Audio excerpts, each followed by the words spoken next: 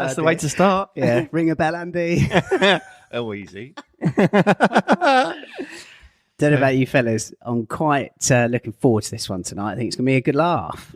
I think it's going to be hilarious. I can't wait to hear Andy's stories. He's got the most. Yes. It's important to start this pod on the right tone. So just if you're listening at home, we just want to get the message across early on that we do not advocate dangerous or silly driving or just generally behaving like a dick on the road. The whole reason we're doing this was actually a conversation that began off talking about police car 911s in the Dutch and Belgian police force, which we'll get onto later in the pod. Mm-hmm. But it's just about having a bit of a laugh at the moment. Things are quite crap out there.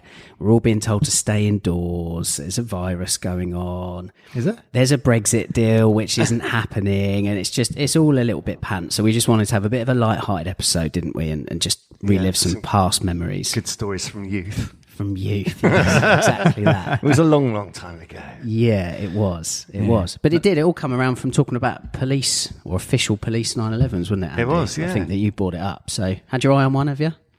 No. Only coming up from behind. Yeah. One's had your eye on you. Seen enough blue lights. Don't want them on my own. The red lights, mate, that's for sure. Yeah, so... what do we know about police 911s then? They're quite I had a little read up earlier, and that the Belgian and Dutch police had targas of all things. Yes. And it was so they could stand out and direct traffic. Traffic. Really? Was that bizarrely? Yeah. And they have become highly collectible. There's quite a lot of them, weren't there? 300, 400, 500 of them? 507, according to the internet, about 10 minutes before this pod. We've featured some of the cars way back when in Total 911. Could do a digging that out maybe and putting it online. But yeah, 507 for a mixture of the Dutch and Belgian police force. Some of the cars, have been sold on since to private collectors. Some cars have actually been given back to Porsche after service, like officially retired. Yeah. There has actually been a couple of cars given to the German police force as well. And I read Austria have got one, at least a 991. Yeah.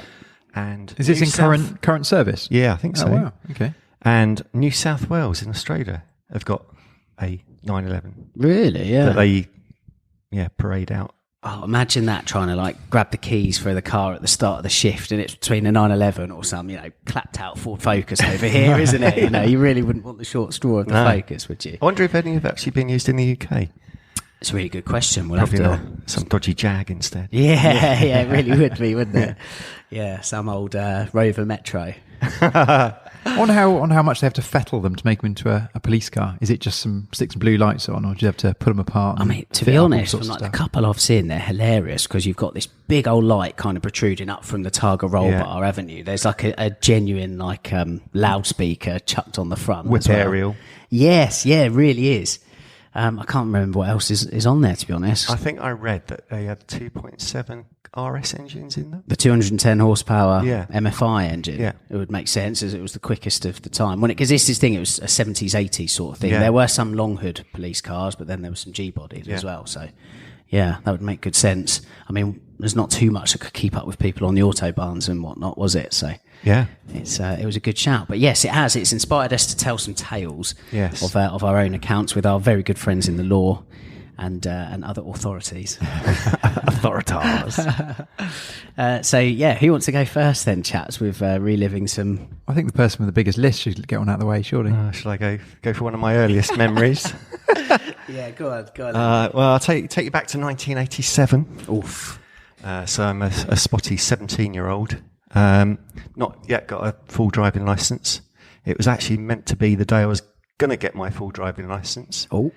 It was the day of my test, but unfortunately the examiner was taken ill, and so I didn't get to do my test. I was really pissed. Yeah, imagine. I'm this spotty 17-year-old that's an absolute little petrol head and wants his driving licence, and that opportunity's been taken away from me. So I get on my CG125, Honda CG125, and go for a burn around the local streets and sort of drive off for about half an hour. It's sort of late evening, September. It's getting dark. Absolutely razzing it around the local sort of South London area, Rains Park, Wimbledon, that sort of area. And been going for about half an hour, and I get home, just pull up onto the driveway. This is my mum and dad's house. It's got black garage doors. It's like, what's that? It's like blue light flashing on the garage door. What? I look round, and there's this old Sherpa van. So it takes you back, and it stopped, came to a screeching halt, and there's just steam coming out of the radiator. So he'd been chasing me apparently for about half an hour. He gets out the van and comes over to me, starts talking to me. Then this mini Metro turns up, and then a Rover SDI. You know, they'd Full hit squad on you, mate. The lot were out to get me. And this guy I think he must have been like a local bobby in his Sherpa van, puts his arm on my shoulder, hand on my shoulder, tells the other guys to go away, and says, "Are your mum and dad in, son?" I'm like, "Yeah, I think so." Go in, open the door, mum and dad, sat down on the sofa with the policeman, and I get the story. And really? So what did he do? Effectively pulled your pants down in front of your parents? He did, yeah. Really? Yeah. Yeah. At least it was a slap wrist and nothing more. I mean, Yeah. Was there anything more? No, that was it. Really? Yeah, I was Oh, very, dear. very lucky in that he was a good old-fashioned policeman, I guess. Yeah. Gave me a bit of a slap wrist and let me go on my way. What was the crime? Just driving like a bit of a Right, hooligan around the local streets, really. Yeah. Overtaking cars and generally on my L plate 125. Living the dream, yeah. Yeah. Fair play. Good policing, you might argue then. Yeah, absolutely. So teaching you a lesson rather than just handing you out a fine. Definitely. Okay. So that's the first one. That's the We'll come back to more. that's fairly modest. I was thinking you did proper bird time. You know? No, never done bird time. In terms of a blue light on the drive, a few years ago, here actually, of all places, not that long ago, I had a little Cayman at the time, 981, and it was just pretty standard. Sports exhaust on it, so it's a little bit noisy, but nothing more. And that I literally had a policeman follow me, onto the drive, steam up behind me, and start reading me the riot act on my own driveway, and was basically saying that I was making too much noise.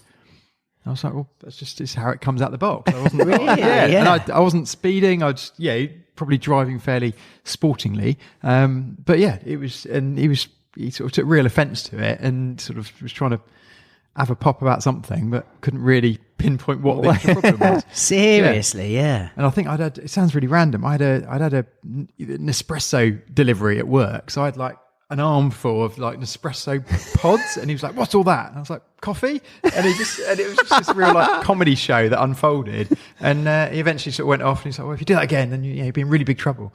I'm still sort of like, What have I done? "What have I done?" Seriously, yeah. Oh no, So, it's things like that do leave a kind of a bit of a sour taste in the mouth, doesn't it? Really, that sort of thing does. I think I did. I've still got the number plate, but I have my Joker number plate on the car. Which I think doesn't help. That kind of it's a bit of a two fingers up job, really, isn't it? Yeah.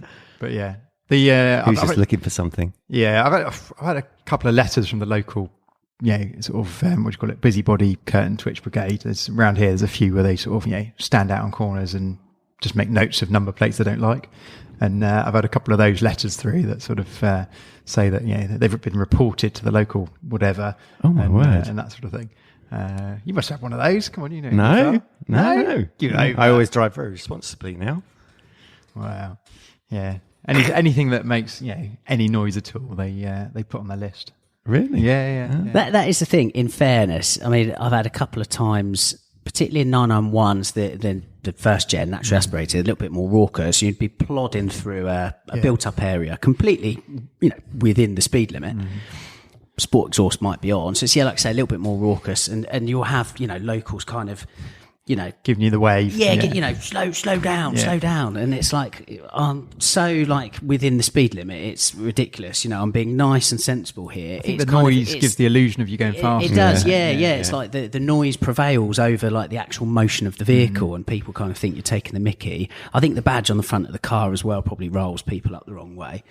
But yeah, they kind of see noise as an indication of speed, which isn't actually a... I'll be interested to see how they get on all these electric cars flying around, because I reckon obviously some of those would be flying around with no noise, but going pretty fast. So that'd be interesting. Well, this is it. This is why some of the electric cars like have to have some noise, because if you just walking around a kind of town centre, city centre, you're on your phone, stepping out into the road as a passenger, not just having wandering around on your phone. But some people do. I had a Tesla press car a couple of years ago, and like literally the same thing happened to me. You used to be able in Bournemouth, you used to be able to drive round past the HSBC and like the banks, and then back up onto Richmond Hill, and the exact same thing happened. People are busy on a lunch break, just stepping out into the little road. They can't hear the car coming, so they don't expect to see one. Therefore, they don't look. Yep.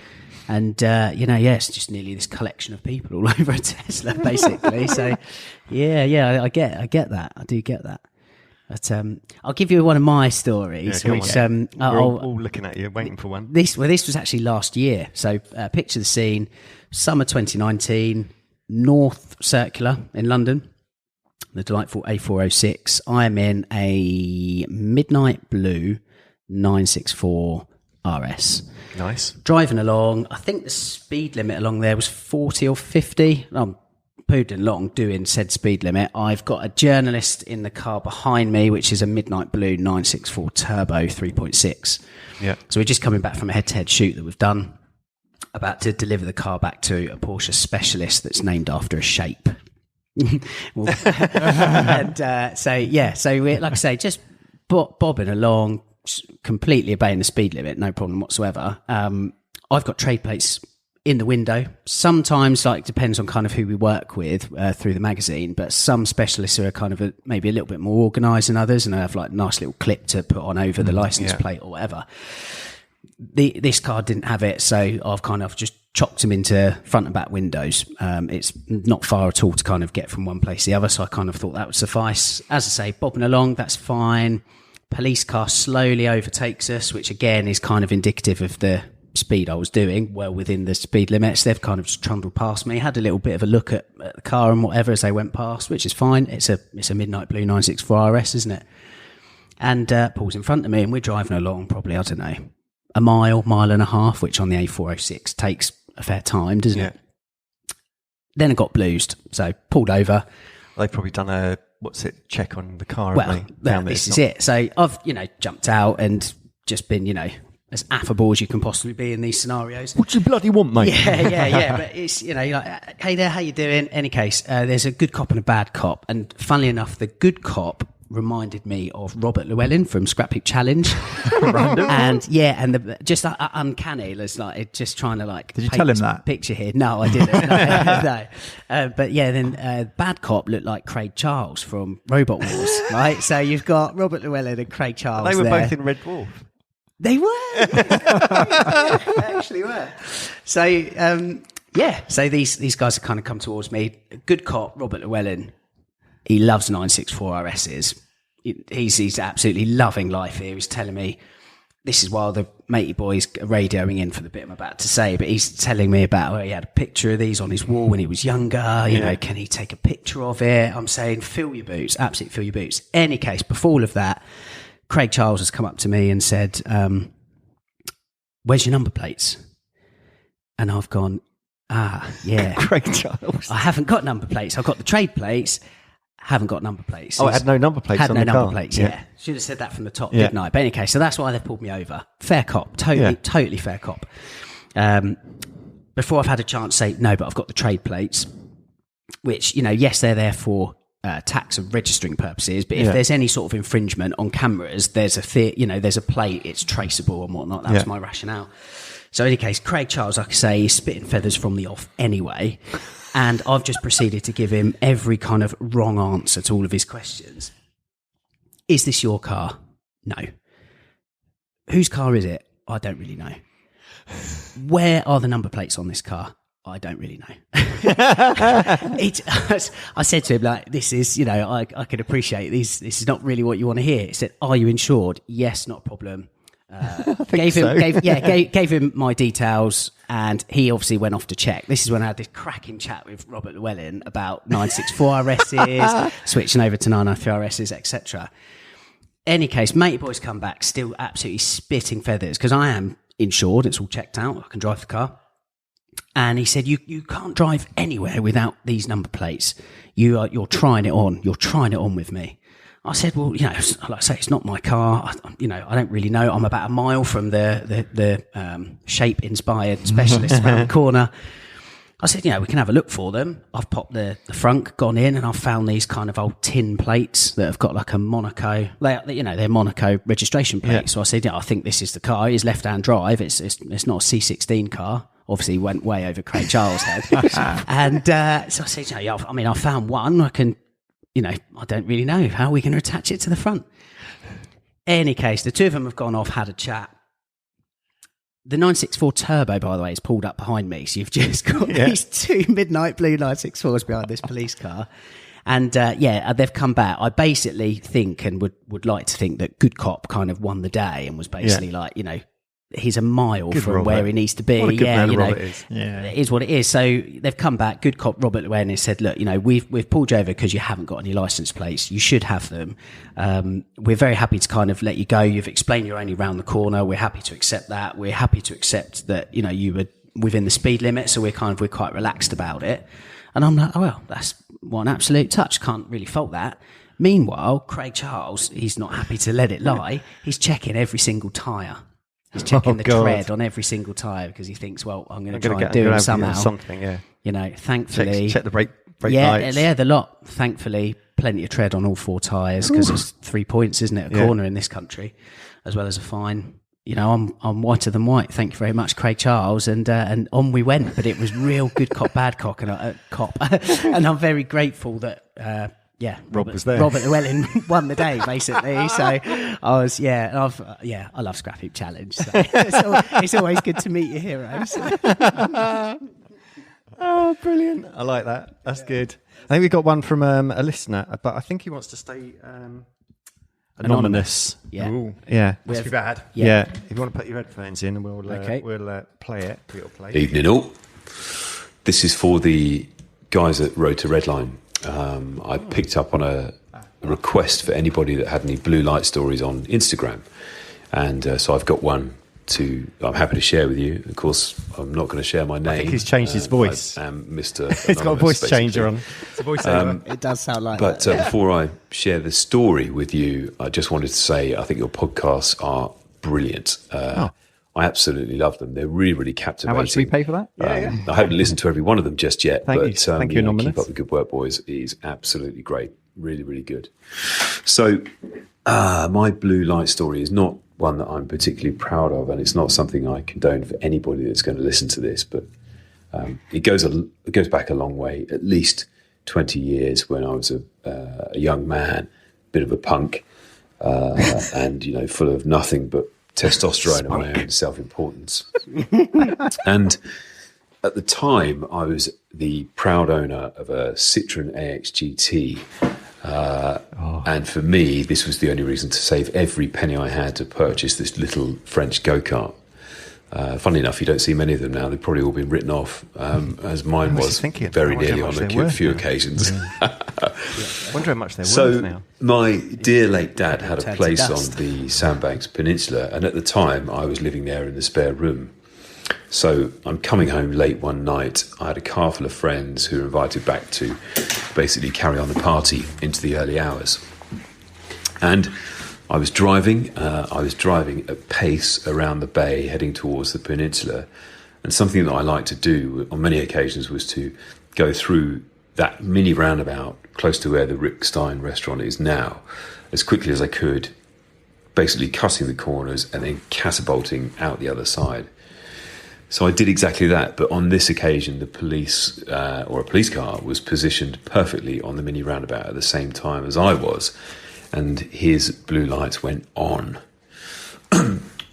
So I had a choice to make, which was to brake and pull over or keep my foot pressed to the floor. Pin it, boy, pin it! So I chose the second option. And for some reason, I switched off my lights, thinking it would be a good idea to help lose them in the chase. Who hasn't done that before?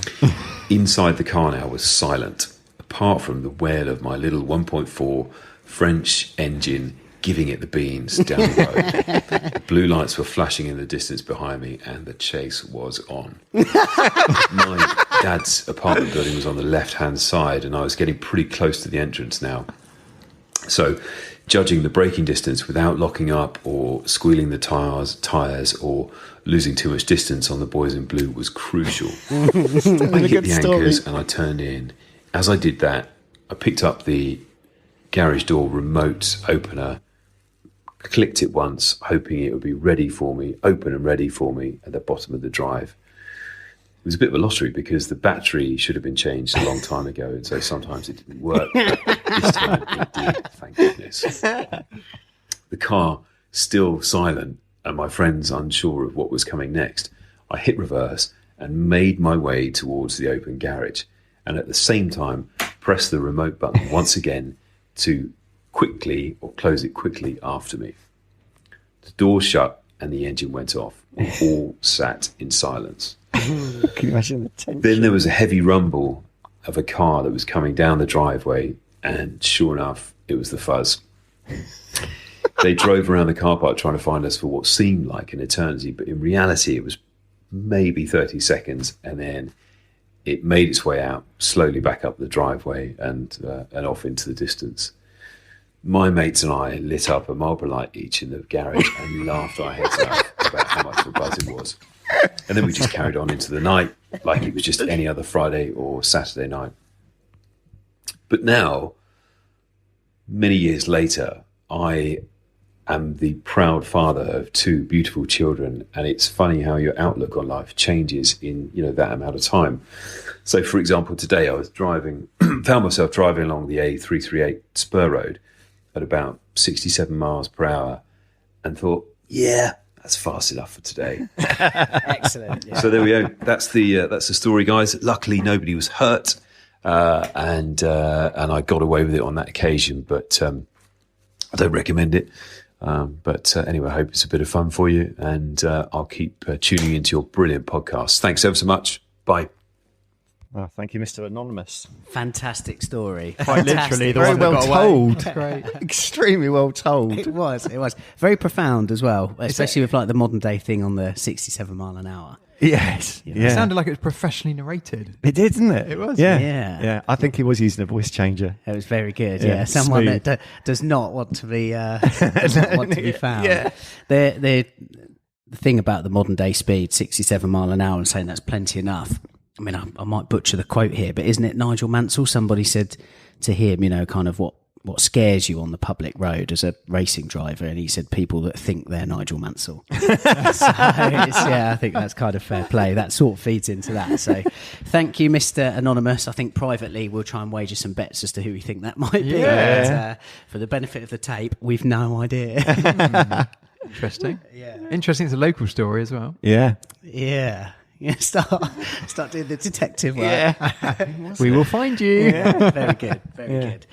Right, we've got any more between us? I'm sure you two have got faces that are riddled with guilt. So, I had a nice soft one once, which what did you do with it? edit. No, it's all staying in. The where we? I think M3. I think it was steaming along and not paying too much attention in the old family wagon, and I got blue light, pull over, and it was actually a really nice copper. And when someone's just genuinely sort of it was him on his own. There are plenty of nice ones. I've met a few. There must be a couple. I mean, there can be few and far between. Like, you normally get good cop, bad cop. Normally someone's out for something, for blood. Yeah. And there's one that's all right. Well, this guy was really, really nice. And he basically turned around and said, I've just clocked you twice. Once at 96 and once at 103. Oof. Ooh. Which one would you prefer? He said, obviously, the 100 plus, I think, is ban or... I thought 96 plus is court. Yeah. Well, So basically, but similar. anyway, long story short, he said, "Look, I'll give you the 96." It was just a 3-point job. Yeah. Wow, yeah, So, okay. a few years ago, not that long ago, which I thought was quite nice. Yeah, considering you were only doing 70. Exactly, exactly, with a broken speedo. Yeah. But yeah, that was quite a nice one. And that, but what that did lead me into, which was quite amusing, is I probably used to drive a bit faster than I do now, and probably a little bit too often. But when do they kick off with the whole speed awareness course thing? Oh God, don't know. It was in the first few years of Yeah. that. But long story short, is I got a ticket. I basically got a ticket in Hampshire, and I got a ticket in Dorset What, at the same time? in the same year. Yeah. And I think that the whole thing was that you can't do more than one speed awareness course in 3 years. I think the rule is something like that. Yeah. You basically can't do them back to back. You can do, I think it's one every 3 years. But anyway, long story short, back then the computers weren't talking to each other, so got two separate things through. I got a course to go and do in Hampshire and Southampton, and I think the Dorset. I didn't book you on the same day. was in Winfrith. Not the same day. No, didn't book me the same day. But I went and did my Southampton one, which was fine. And I thought, right, fine, no problem. And then when I got another letter through this other one, it said, "Oh, you can go to." I thought, wow, that's a result. Yeah, 2 speed awareness courses. Yeah, pay your money. It's the same tutor, wasn't it? No things. I've walked in the front door and the same guy's running it. Nah, did he recognise you? Well, I don't know if he recognised me, but I had a fairly nice-ish watch on at the time, and he recognised my watch. Really? And he just started like chatting away, and he did a couple of I know times. you, So didn't I recognise you from somewhere, and at no point did I have the heart to tell him. I was here last week, mate. The other week you were up the road doing it. Yeah. Oh, my What are God. those driver awareness courses like? I've never been on one. I'm curious to know, but not that curious, if you know what I mean. Yeah. So, Well, tell me. Prior to that, I went on the elongated version for another offence, that was in my much younger days. Which is that was more of was it a 2 or 3 day version? Oh wow! Yeah, really? Yeah, That that was for a slightly worse misdemeanor. But no, the basic speed awareness. It's actually a really good course. To be fair, I think it's a half day. Yeah. So you're in at whatever time in the morning. Not that I've ever done one, of course. Yeah, of course not. Yeah, it's tea and biscuits, and you're out by lunch. It's Right. yeah. And you just have to sit there and like rein your ego in a little bit, basically. Yeah. Ish, yeah. I mean, the funny bit can be the sort of normally, the first sort of icebreaker is, why are you here?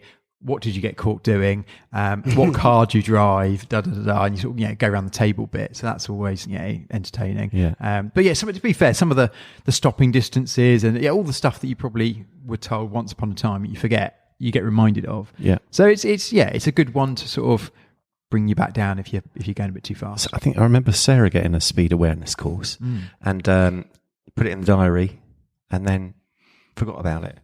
Oh. And the morning of it, I think she was on the way to work, which was maybe in Southampton or something like that. And for some reason, it came up on her diary, saying speed awareness.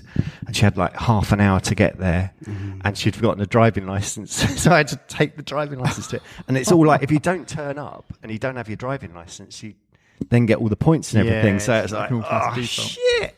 Years Yeah. and years ago, similar sort of story. Someone else that I live with, so you can guess who. Basically, I can't remember what it was. I'd booked to go away somewhere for all of us, and basically Ingrid had somehow got herself on this speed awareness course for a thing. Completely forgotten about it. Like we were driving off that morning, and then she suddenly remembered and gone, "Shit, I meant to be there." Same. So I've said, this is, I don't know, infinite moment of wisdom. I've just said, look, just pick up the phone. I said, give them an excuse. I'm sure they'll just bump it onto the next one. Like, they must be quite reasonable, surely. Like, that's how the world works. Like, just. Anyway, long story short, she picked up the phone, and the first thing that's gone through her head is I'm really, really sorry, I can't make it. There's a death in the family. To which they've turned around and gone, absolutely no problem. We can rearrange that. Just pop a photocopy of the death certificate in the post, and we'll rearrange it for you. No way. She's sharpening the knife, just looking around for the weak link.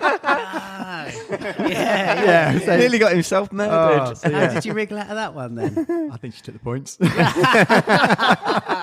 I think there was no other option, when you've been caught out. Yeah. So don't lie either. Don't lie either. No way.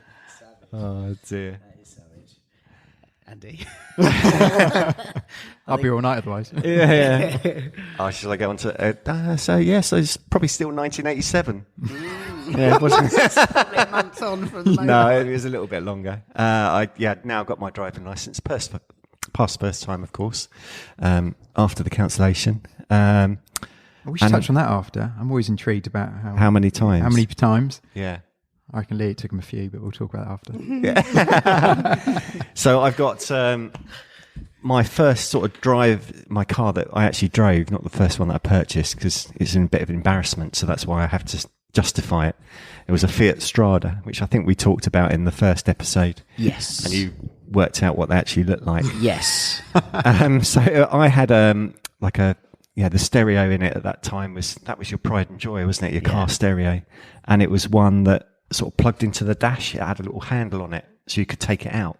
Like a mini suitcase, like a proper heavy, like a proper suitcase. The whole thing came out. Yeah. So this is Croydon. So it was my first sort of year of apprenticeship in engineering, and out at lunchtime to go to not Marks and Spencer's, McDonald's for lunch. Yeah, now we're talking. Yeah. Pulled outside Mackie D's in Croydon High Street, and can't close the door on the Fiat Strada. However, I tried to shut it. It won't shut. It just keeps bouncing open. And they're fucking, banging it and it won't shut. So I'm like, shit, I've got to get our lunch. So the only thing of any sort of value in the car is the stereo. So I pull the stereo out of the dashboard, go into McDonald's, get in there at McDonald's, come back out, get back in the car. Door works. Excellent. Put the stereo in, start munching on the burger, get surrounded by cop cars again. What? Almost like the same sort of scenario. I think we had 2 cop cars, maybe a Metro and a Cavalier and something. Somebody reported this for nicking the bloody stereo out of my own car. So I had to go through the whole bloody story of, You were there slamming the door. Yeah. Oh, mate, that is quality. Did they see the funny side? I can't remember now. Oh, mate, that's outrageous. Yeah. In one sense, excellent that somebody's reported that, just to be on the safe side sort of thing. But, I mean, the other thing is, nicking your own bonkers, stereo. isn't it? Yeah. That is absolutely What a waste. There was clearly a lot more police around in the 80s. They had a lot more time in their hands. Yeah, definitely. Looking for the little misdemeanours. Yeah. Yeah, that was me. Yeah, excellent. Yeah. I love how we're still in the 80s as well. Such a long way to go with you, I think there is. Any theft ones with you? There is actually, which is a positive story actually. So I don't mind kind of chucking this one in there now. I can't actually remember if I mentioned it on Series 1, Episode 2 or not. But I lived for approximately 12, 13 months in Bristol, in a really, really rough area of Bristol. I remember you telling me about this. Yeah, sort of. A friend and I got this place kind of by accident, really. You thought you had the penthouse, but it was actually the penthouse in the most grottiest area. Exactly of that. Bristol, Went and saw it in the dark and whatnot, and it was pretty bad. When we went and saw it again in the day, by the which time we've already kind of signed put your deposit down. So yeah, that was kind of that. But yeah, we had a party on the Saturday night and just knocked on all the flat doors and was like, Lee, Jamie, new flat, top floor, come in, have a beer. Yeah. Which was absolutely mental now when you look back at it. And because the area you're in. Yeah, that was categorically one of the most silliest things you could ever possibly do. But any case, so we had said party. Next day, Jamie and I were both absolutely hanging, so there was absolutely no driving on the agenda, of course. And then it got to 10:30 at night. We were sitting there, he was watching Match of the Day 2, I think he was cooking. And we just heard this noise that was sounded really similar to my car. So we're both like, what the hell? Jumped up, looked out the window. My car's making off down the road. I've gone, oh my God, that's my car. Followed by Jamie going, oh my God, and there's my car. He had an Audi A5 Cabriolet, brand new at the time. What, they'd stolen both of them? They'd taken both of them, this gang, whatever.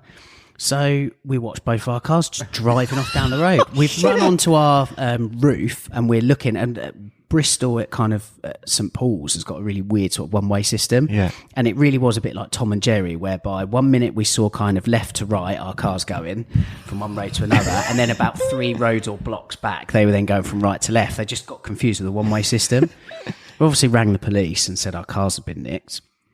They'd taken the keys, basically. They'd gone into from the party. Yeah, they'd gone into one of our rooms on the party, took the keys. And actually, we had our own key plus the spare key to the other the car. other car, yeah, because they had to park like one in front of the other. It was always a pain in the bum. So instead of asking for the key, we just did it. Yeah. So they nicked one fob that had 2 keys on, which again is a silly move, isn't it? So the cars were gone. That was it. And I was absolutely devastated. That was my first car, Volkswagen Polo. As I spoke about on that second pod, wheels are more expensive than the car. It had a trick stereo in there, etc., etc. But yeah, that was it. The car was gone. Jamie's car was found about 3 hours later, absolutely caved in. Insurance write-off, actually, as it goes. They've done all sorts of weird stuff, tried to get him through like the back of the roof, the electric hood. Really, really bizarre. My car was missing for 6 days, and I got a phone call, and they said, "We found your car."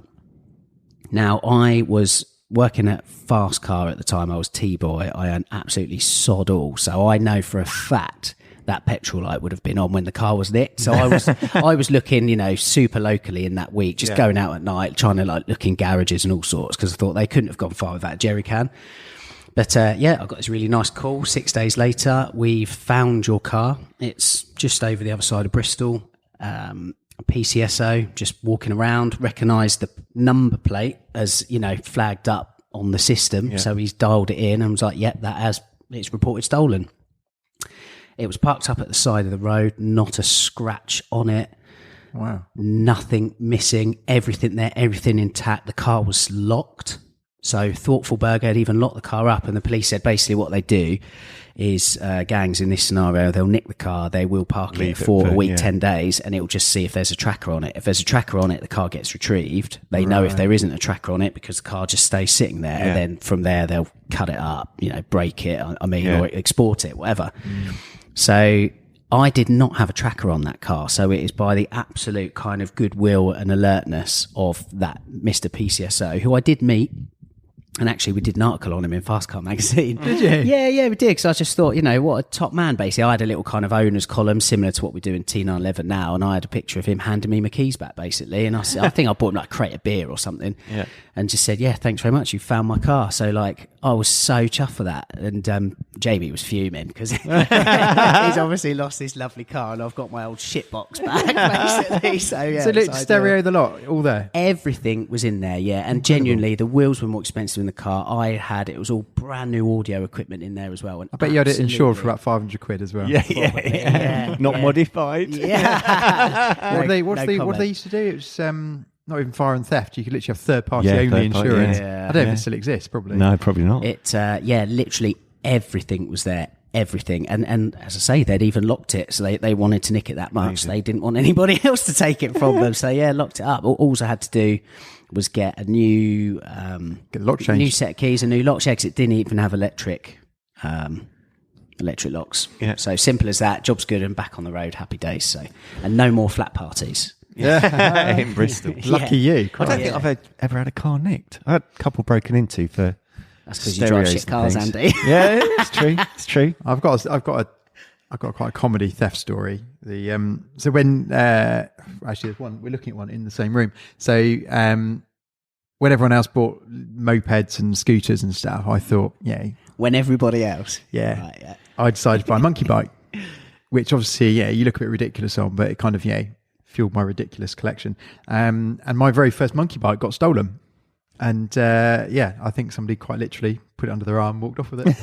No, really? Just proper lifted it. Yeah. I had a little after school sort of part-time job thing, and I used to park outside and then wheel it in the sort of little garage and then shut it away. And I sort of got a bit lazy, so you kind of some days you would, some days you wouldn't, and sometimes you'd forget for an hour or two. Yeah. And went to ride my little bike home and it was not there, and I assumed someone was having a wind up, and then a good 20 minutes later I realised they weren't. And someone's picked up and cheesed it. Yeah, never to be seen again. And was that insured? No, that was literally couldn't afford anything. So that was third party only. Nothing. So that was literally money down the drain. You lost it. No, it was savage, absolutely savage. I think we got another. Have we got one from outside the room? We have, yes. So Kyle Fortune obviously was on, I think Series 1, was it? End of Series 1? Yep. Yeah. Motoring journalist extraordinaire has kindly donated a couple of stories to us that involve fines predominantly. Fines. Fines. These sound like foreign fines. They are of an international variety. My next story is of an international variety. That links in nicely. We'll be up to 1988 by that point. No, we've advanced quite a long way. We'll work out the year. We'll have to, kind of decipher what currency you paid in, pre-Euro or not.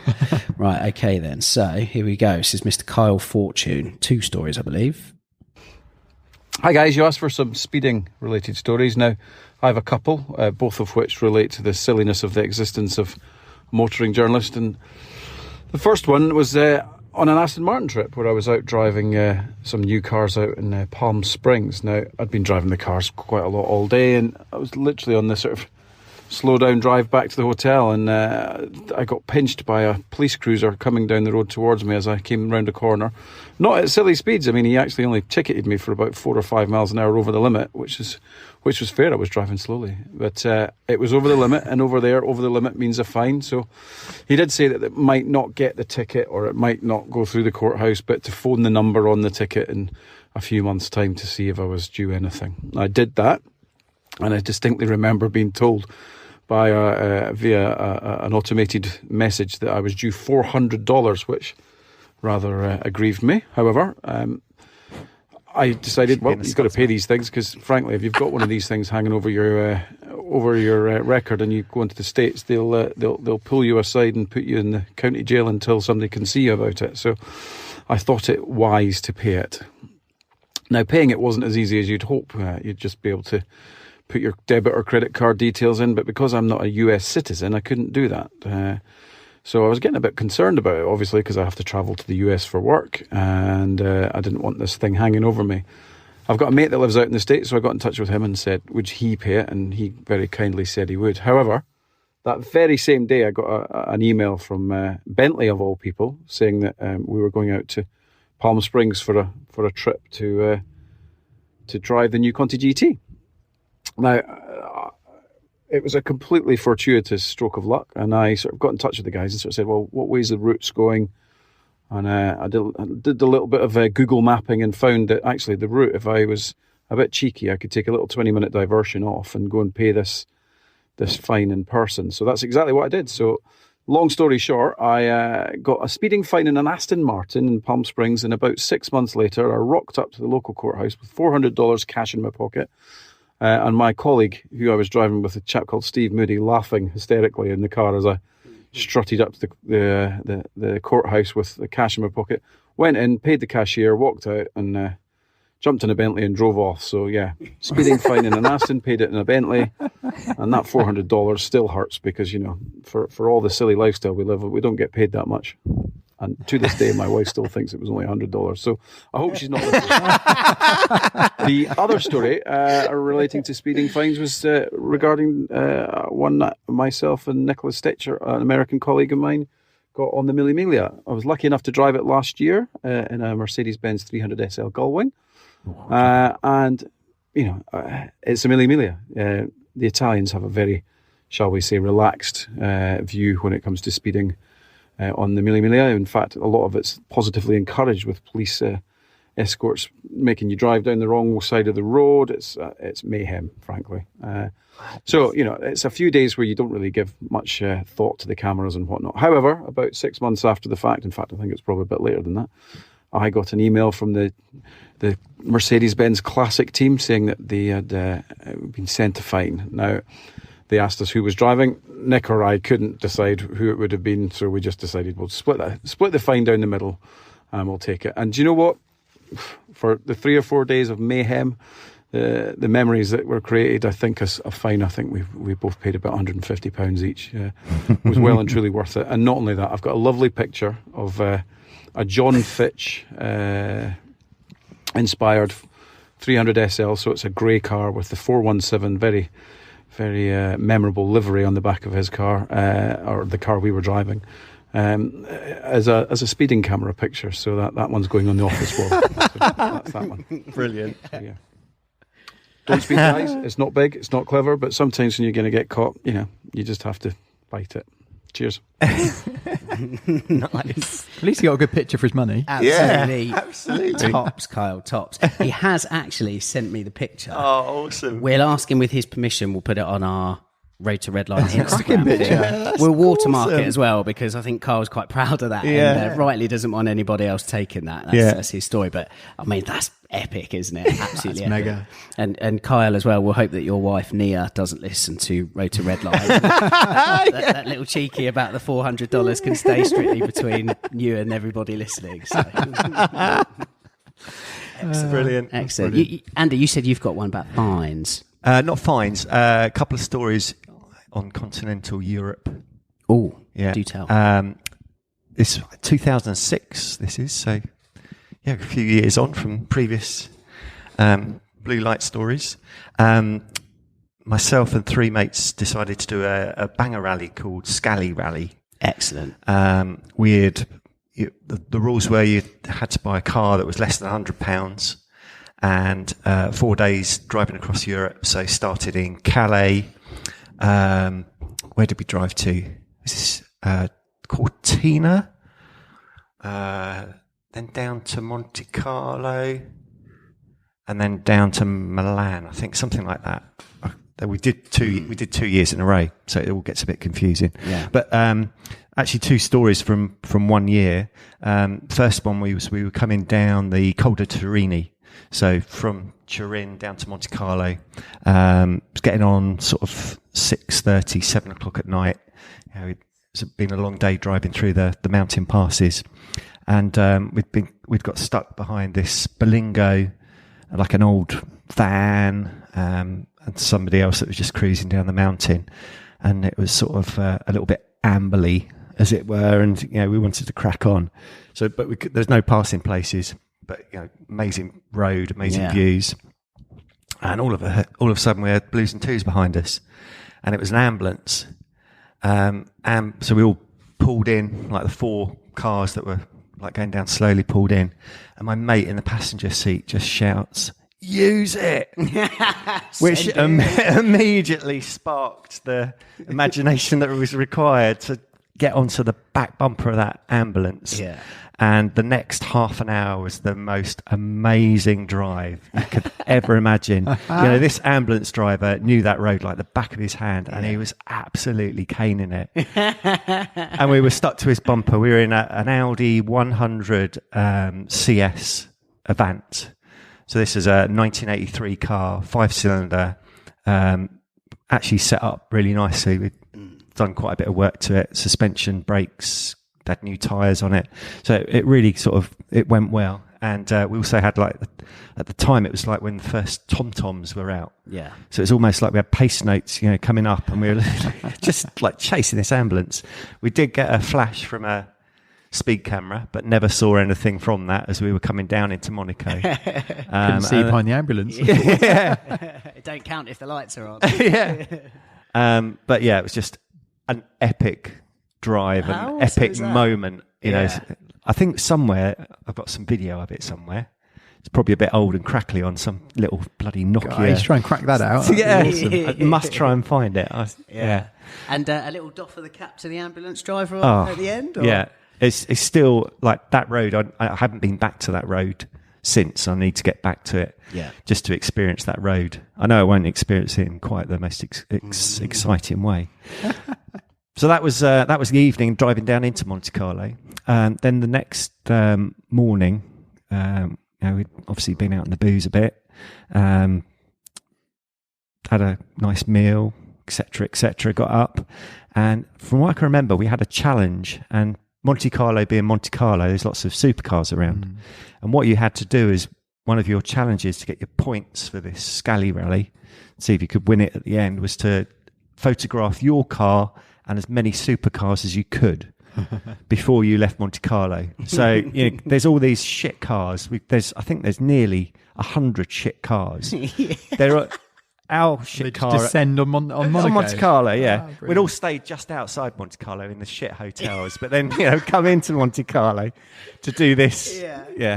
And there's all these shit cars driving around Monte Carlo doing the Grand Prix circuit. I think we've got a video of that as well, actually, which is quite good. Us going around the Monte Carlo circuit, and we see something, a Ferrari F40 or something, on the other side of the road. So we pull across the road, like position the car in the right position, get our photograph with the Ferrari, all that sort of stuff. Excellent. Pull out and go across the road, back onto the right-hand side of the road, as you should be, rather than the left hand that we had been. And this Monte Carlo policeman comes out with his full regalia. He's got the whole lot on. They're proper dressed up. And he's pulls us over. I'm going to try and do a French accent. This is going to be bloody awful. Go for it. Bonjour. Very good. And he starts going on saying, you have a fine. You have a fine. And mate Pete's driving, and he goes, oh, okay, got a fine. And we're all there going, oh, fuck, it's Monte Carlo. Yeah. How much is the bloody fine in Monte Carlo? And then he starts going, you'll have 2 fines because you went over the road twice. And we're like, what's he going on about? We only want to pay 1 bloody fine. 1 fine's going to be enough. And we're absolutely cacking ourselves. Yeah.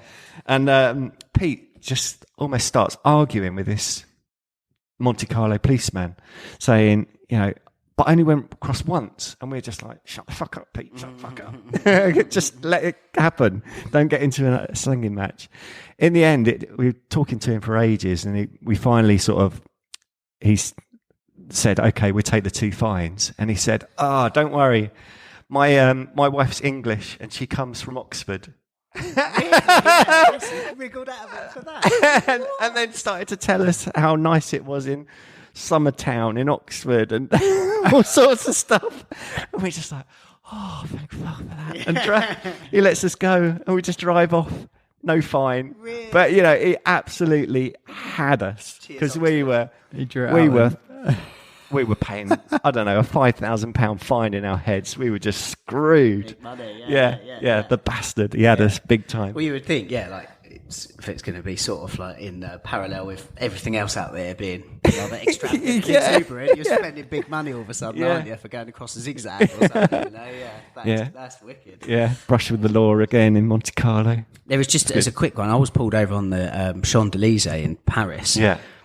And I was with a German photographer. We were in a 991 Gen 1 Turbo, British car I was driving. Yeah. Guy's waving and flapping, stands in the road in front of us, pulls us in, and he comes up to the window, passenger side window, absolutely screaming, looks in, and then it clicks.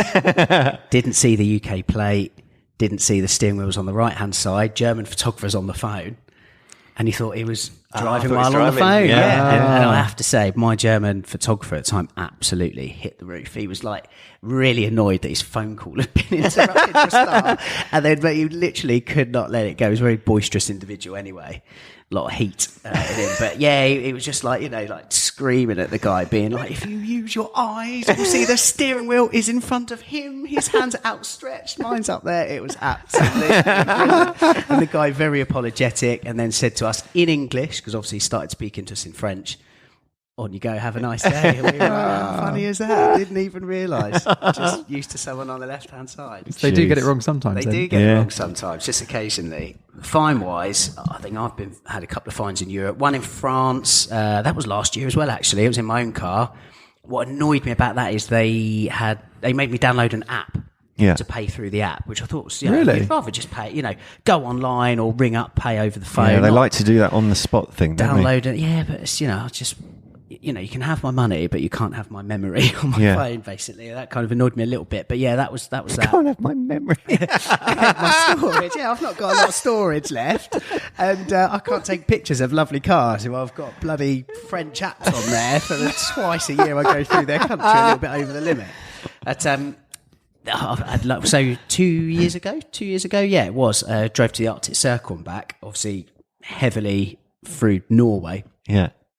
And I got a few fines. They were all really minuscule, it has to be said, because they are extremely strict in Norway. It's a beautiful, beautiful country, beautiful, beautiful roads. I implore everybody to go. But please absolutely respect the speed limits, because if you go a little bit over, they take it very, very seriously, which is fair enough. And actually, I think just for like some sort of context, unless you're in the capital, Oslo, I think the maximum you can do is like 55. Yeah. It's super, super kind of conservative.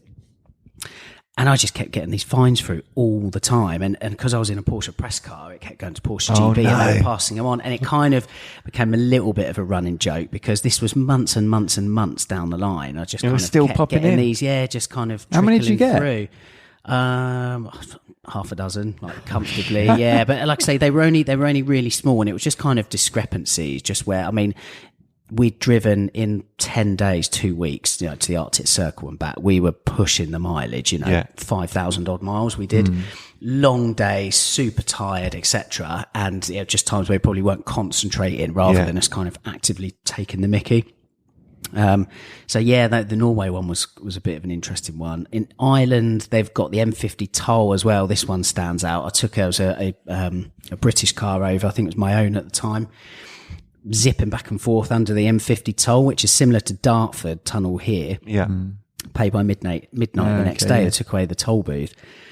I was zipping over and about, and I thought, I'm not gonna do that. I'm just gonna. Well, I forgot, shall we say? So, any case, got back, never heard anything, and I thought, what an absolute result! This was 2015. UK car, it's not clocked on the camera, so Had someone said to you, because you got a UK car, you get away with it? Had someone given you that nod? I just kind of thought, really, I just thought we'll kind of give it a go, but like I said, I forgot anyway. Happy days. Any case, got married over in Ireland. Again, love the country, think very highly of the country and the people. And so went over, and this was a 991 Gen 2 Turbo S cab, and obviously I thought, well, happy days, I can pick everyone up from the airport. I was ferrying back and forth under this M50 toll like you would not believe. Yeah, basically at some point they kind of realised, no, actually we probably have a lot of people taking the mickey, and I got a good few fines. Did you? God. And again, it was just like silly ones where it's like you forgot to pay. It was a minimal fine of a couple of euro, but I thought I was being clever and could get away with it, and it turns out I couldn't. So, At least they didn't backdate the earlier ones. Well, well, like I say, I forgot on that, and couldn't tell you the red, so you'll never find it. That's kind of that. I have got one that wasn't me; it was somebody else. I'm not going to name them and throw them under the bus, but it's quite good. It's in between Christmas and New Year. I'd say 4 or 5 years ago. Local chap was on his way to collect a pizza. He was pulled over. I think he was doing just a little bit above 30 in a 30 zone. So the police officer has nabbed the guy, pulled him over. He's jumped out and having a chat, and he goes, really, really jovial, this guy. Oh, I think you were just going a little bit too fast there. So here we are, sort of at the side of the road. I'm telling you off. What were you doing? And my friend has said, I was just gone out to get a pizza and pick it up, really. Just wanted to get out rather than deliver. He was like, oh, okay, yeah. And he's kind of peering in the window. So my friend said, what pizzas did you go for? Because he said, Domino's, I quite like that, whatever.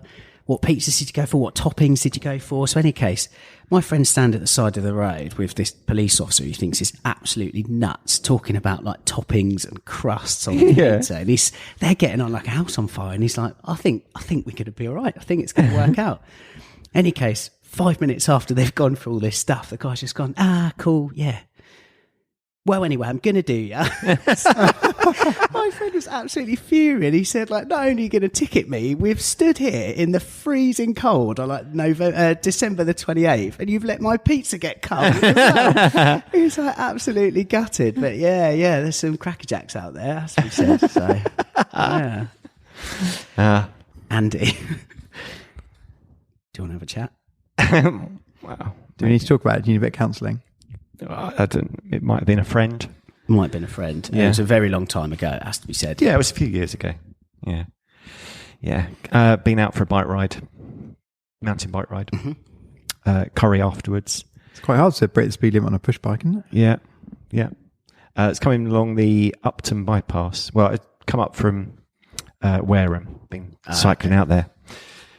Came around onto the Upton bypass, and I had an Audi S4 at the time, and it hadn't been running very well, really sort of rough.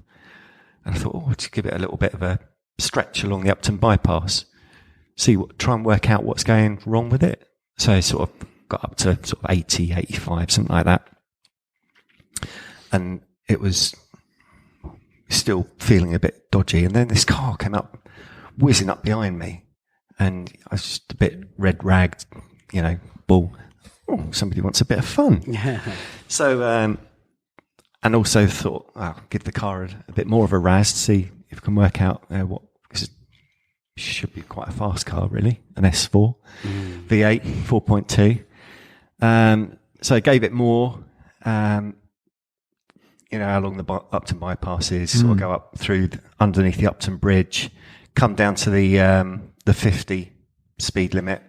As soon as I hit the 50 speed limit, slow right down 250, and then just come along to the roundabout. And as I do that, the blue lights go on. How fast have I been going?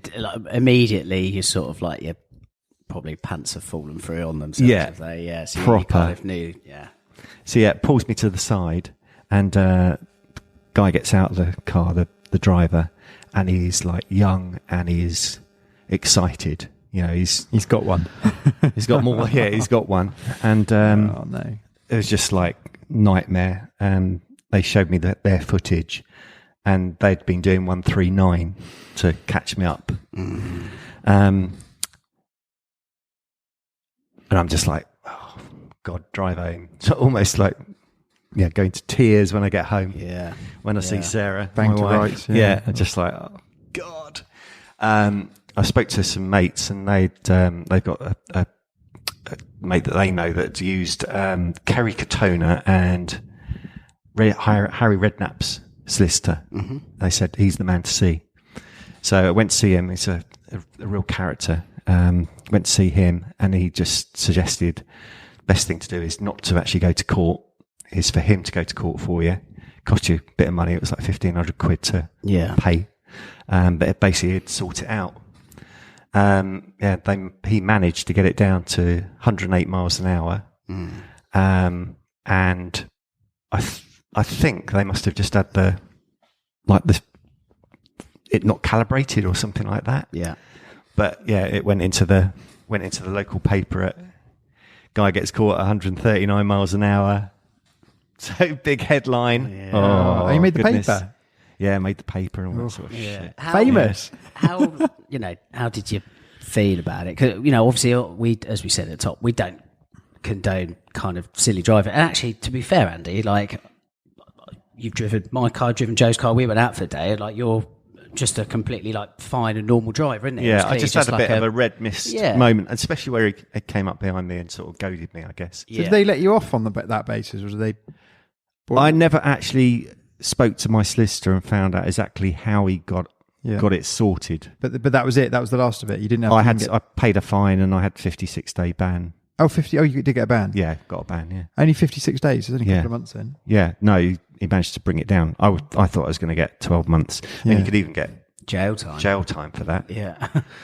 Yeah. So all a bit scary. So don't do it. Yeah, that's it. Yeah, I guess that's a bit of a sobering story in the end. Well, it's what it is. There's a time and a place, isn't there, for speed, and this is why we all have track days now. And like I say, genuinely, because you're sitting in front of me, I think you are a safe driver. I would not describe you as reckless in any way, shape, or form. I think it's important to make that clear. It was just a bit of a moment of madness, wasn't it? Really. Yeah. But, how do you feel about it retrospectively, Andy? Like, I'm a bit ashamed. Yeah. Yeah.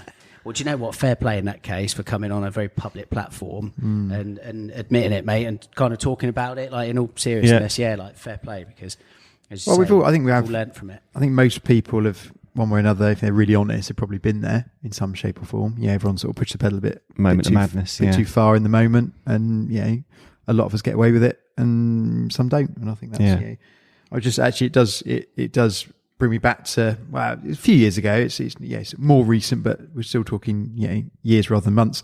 I think you might have been there, Lee, actually, talking about the Upton bypass, and there was a faster driving little group of us that used to go out for the morning drives and things. And there was, for whatever reason, there was a whole host of GT cars. I think I had my GT4, so light blue GT4. I think there was 997 GT3, a big turbo. I'm sure you were in some Larry Press car of some description, and then someone was there in a little cab who, in their infinite wisdom, for some reason, decided to pull the phone out and record everyone going past for their Instagram. Which oh my God! And this was which is a really stupid thing to do. If you're driving a car, especially now, they've just changed the rules, haven't they? If you touch your phone, it's you're in trouble. So to pull your phone out and it was a fairly innocent action. Just didn't really think it through in the moment. Anyway, so person at the front got the phone out, on record. Everyone's really hit the gas, go steaming past him off this slip road. And everyone's really gone a little bit faster than they should have done. And anyway, someone's obviously clocked this car on the other side, and so someone's just sort of slowed down slightly, and a couple of other guys have gone steaming on past. Next thing, everyone's slowed right down, camera's still rolling, and this police car just rolls really slowly next to everyone, giving it the old waggy fingers like, slow down, boys. To be fair, amazingly didn't get pulled, but the whole thing is on camera somewhere, and that was quite a sobering moment to slow down, I think. Yeah. It's the moral of the whole story, isn't it? It's difficult, isn't it? And this is why I think track days are so popular, because it is the only place to kind of really test not just your Porsche, but you know, public road isn't really the one. I get kind of quite funny about it, and like Joe knows historically, I get clucky about it. It's difficult with a journalist because you have to test these cars, and ultimately there's not too much you can do with a kind of a Porsche of any description at kind of south of 70 mile an hour. It's kind of difficult, but at the same time you have a duty to other road users to be safe, to be diligent, and to not take the mickey. So as a journalist, it's a really kind of tricky place to sit in, really. But I think it just comes down to kind of, you end up kind of knowing the product, knowing the car, and that sort of stuff. And with a Porsche anyway, it's not about straight line speed. It's why the tacho's in the middle of the clocks, isn't it? It's not how fast you go, it's how you get there. Yeah. And I think that's where kind of your role as a journalist is to test things, but I do get funny about it. I mean, with everybody I know it is, you lose your license, it absolutely affects your job. But for me, my license is my job. Absolutely. So it's kind of, that's where I kind of sit on it, But you should be careful anyway. Like I say, the track days are so accessible now, aren't there? I mean, there's so many track days. Joe, you're on a track day every other week at the moment, so it's just testament to how many of them there are out there. That's the place to I think it really is as well. Well, talking about track days, just chuck it in there while we're talking about it. But Cadwell last week was... Oh, yeah, how was that? Brilliant. Really? I tell you what, if someone's looking for a bit of a... I mean, it's narrow and it's quite small, so it's probably the closest thing I reckon you get to feeling like you're on the road, but you're on a track. And they call it the sort of, the mini ring and all that sort of business, don't they? But I've done it on a bike, and it was tight on a bike. I can imagine what it is on a car. Really? Two up down some of those straights, sort of nipping past people is, it's interesting. But really, really, really cool track. The gradient changes are just amazing, aren't they? I mean, they built it in like a valley. So you sort of, you're down one side, you're up the other, you're back down the other side, loads of squiggly bits in between. I mean, it's bonkers. Whoever thought that up is, they'd had a few wines the night before and all right, we'll design Cadwell. But what an absolute cracking track. Yeah. Highly, highly recommend it. Worth the journey. I mean, actually, and it was a bit of a jaunt to get there, but well worth it. Yeah. So if you want to sort of, and to be honest, maximum speed, back straight, you're only not that far over 100. You're not, it's not like the big tracks where you're sort of 130, 140 and it's all happening very quickly. Yeah. It's a lot, everything happens that bit slower. Yeah. What, Joe, you've obviously done a lot of track days, especially this year and last year in that Cayman. Give me your top 3 UK tracks. Doesn't have to be in any order per se. I think that's a difficult question because I think it's different tracks for different days and even different cars, and I think that's something we've realised. Big tracks like Silverstone, great. Yeah. Our little Cayman, not runs out of steam, but some of the starts getting a bit breathy. Yeah, I think some of the sort of slightly bigger engine, taller gear cars, it just suits them better. Yeah. So I think. Yeah, I mean, having done Cadwell was brilliant fun. I mean, I could do that every day of the week. Yeah. It is a bit of a slog to get there for us. Obviously, we're 5.5 hours away, whatever it is. So that's the downside. Which, when you put your whole day together, it takes some of the shine off it. But once you're there and you're doing it, brilliant. Yeah. Difficult one. I enjoy Goodwood actually. I really enjoy Goodwood. I think there's a weird thing you pull into Goodwood, and I think there's an aura about the place. Yeah. Which I think is quite special. So I'd probably, Cadwell, Silverstone, Goodwood, between those 3, I really enjoy those. Tidy, good mix in there, I'd say. Yeah, very, very different. And we've done Castle Coombe quite a bit, I think, which is enjoyable. I don't know, the more you do it, you sort of get more used to it. That's quite, that's an enjoyable track, I think. It's not too far from home. But the other ones are all very different. But definitely different. But that's the nice thing with track days, isn't it? Every track's different, and it's you can sort of tour around and do as many as you can get your hands on. Yeah, we plan to do a bit of an episode, don't we, on track days. I think we need to. But we need to coincide it with a track day. I think that's the plan.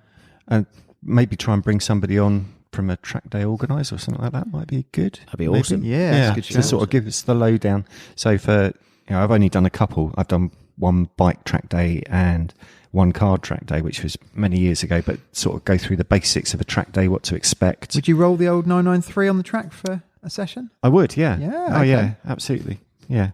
Not right now, because it's got dodgy tyres, of course. Well, yeah. Maybe some new rubber then. Yeah. How about, now that you've cling filmed the old Little Irish? Cling filmed it. Yeah, without doubt. I was really tempted for Cadwell, as you said. I was a little bit nervous. It is narrow, isn't it? Yeah, but Nürburgring I think of you would have been. England. I think you would have been fine. It's only. I think it's maximum 30 cars on the track, so there's loads of space. Yeah. I think it's just for me. I've not done a track day actually this year, I don't think. And I just would rather do one track day just to get back into it, where it's kind of not as kind of intense. More familiar. I watched an onboard lap on YouTube, and I thought, I don't know, more to lose than gain up there. That yes, it's wrapped in Clingfield now, but it's not bubble wrapped. You know what I mean? It's going to be bouncing off the barriers and stuff. So yeah, maybe next time. To be honest, maybe next time. But yeah, without a doubt, I'm itching to do a track day in Little Irish before Christmas, without a doubt. Well, let's see if we can find a date, because if we could, Yeah. that would be that'd be really good fun, I think. I tell you what, let's try and nail a date. We'll kind of let people know what we're going to do, and then if any Road to Redline listeners would like to join us, providing there's space on the day. Well, that might be the absolutely other come along. issue at the moment. So I mean, track days, pretty full, since aren't post lockdown, have been absolutely mobbed. I mean, they're loads of them, but they're putting on extra dates whenever they can, because it's all of the organisers, all the tracks. Try and catch up. Really, really stacked out, busy. Yeah. But let's see if we can find one with a bit of space. And Even if there's a couple of spare cars plus us, that'd be amazing, wouldn't it? Oh, I God, need to get some rubber first, though, because hurry up then. What I did happened have to these some wheels? You went to Liverpool to I pick did. some wheels up. I went all the way to the Wirral. Yeah. So 4 hours each way to pick them up. Was quite pleased with them. Thought they were all good. Got home a few days later, had a good look at them, and they're E28s, which are magnesium centre race wheels. Beautiful wheel, but they do have a reputation for cracking. And I was like, yeah, it's internet talk, innit? It's forum chat. It's all that, and that it'll be fine. Put a couple of them on the car, just having a close look, and one of the front wheels had 3 cracks on 3 of the spokes. No. So I just like, I just spent $2,000 on these set of wheels. I sent the guy that I bought them off of a message saying that I just found some cracks, and he amazingly said, I'll handle it in one of 2 ways: give you a full refund or give you a partial refund so that you can get the wheel centre sorted. Had a good look round them. They're not as good as I kind of wanted. Yeah. There's a few little marks and stuff, so I decided to go for the full refund. So got them shipped back up there. Didn't drive them all the way. Yeah, I actually found a great shipping company if anybody needs one for moving wheels around. Go for it. You don't need to package them up. So they actually turn up. The guy that brings them is probably the guy that takes them all the way to the other place. They come with blankets, wrap them all up, and look after them. Nice. And that was £72, I think it was, £76. Set. Which just amazing for the service.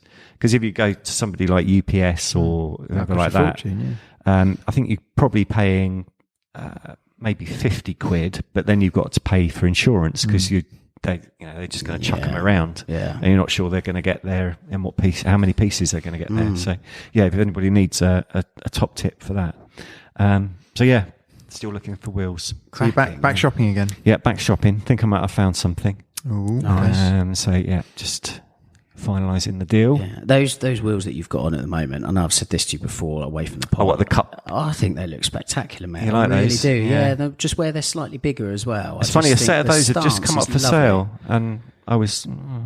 Because they're friends you're borrowing at the moment. Yeah, they're Matt Gussops. Yes. These little winter wheels. Okay. Yeah, they do look good on the 993, but maybe a little bit, don't know, not quite what I want to go Do you just want something a bit different? Yeah. Yeah, So, okay. On the subject of learning stuff, we're about to be learned, which obviously doesn't make Oh, any yes. sense, but we'd like to pass this on to you at home as well, if you're listening. One of our 10 questions, actually, isn't it? So most podcast episodes, when we have a guest on and we ask our 10 questions, we ask said person to foosh or not to foosh. We've been told, haven't we? We have been told, and we've been told by a German, so he knows what he's talking about. So, where is it? Ollie from Munich. Thank you, Ollie, for sending this in a message. I enjoy listening to your podcast. Thank you very much. I'm very much a Porsche person myself, and have similar talks with my mates here. One thing I stumbled about in some episodes you were talking about is a strange thing. You say, how do you pronounce it, Lee? Fuchs, you meant to now. Foosh is how we've been saying it for eternity. You've been saying, yeah. In context, I was able to figure out what you guys meant. I don't want to be a smart ass about it, but acknowledge that some might find the word spoken out offensive in that term. So the classic wheel company is actually pronounced Fuchs, F-O-O-C-K-S. It's a way that he's spelt it. So there you go. You've been schooled. We've all been schooled there, yes, because that has quite the enigma, I have to say. Like, over the years, I've heard so many different pronunciations of that wheel. Yeah. And I did a video where I was talking about the Fuchs wheels on my car.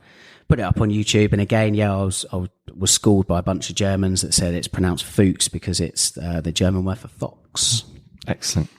And the other thing you've been schooled on as well is Taycan or Taycan or...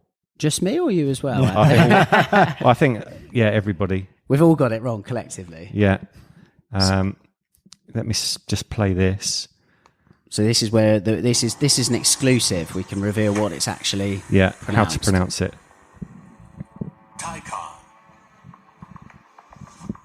Taycan. Yeah.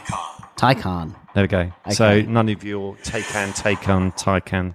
Did Taycan, did that not go in our list of various ways to say I it? think we were saying, I can't remember now. Taycan. I've never, ever heard anybody pronounce it like that, I have to say. So that is a genuine World to Redline, world exclusive. World to Redline. World to Redline exclusive. It's getting late. You say Taycan. Taycan. Very good. Yeah. I like You got the accent with it. Taycan. Very good. So does anybody that listens to our podcast drive a Taycan yet? That's what we'd like to know, I think, as well. We know one person that does. Maybe we'll have get him on for a chat. Wondering whether there is a bit of a Taycan listener base or not. Yeah, can you convince us, sort of thing? To can you genuinely live with it? Again, give us some feedback, I think, because we keep getting mixed reports on them of what's it like to actually live with one. Actually live with it, yeah. We lived with it for a few days, didn't we? Yeah. I know somebody that's getting a Mamba. Is it Mamba? Mamba green? It was Taycan. No, right. The colour. Right, okay. Yeah, Mamba green one. Oh, very good. Yeah. So she's waiting for delivery, I think. Oh, that's quite cool. Yeah. So maybe we have a chat about it when it comes on. Yeah. So that's probably about it for this episode, I think. I think so. Yeah. It is. What should we say? Don't be a dick on the roads. Exactly that. If you are a dick, get a good solicitor. That's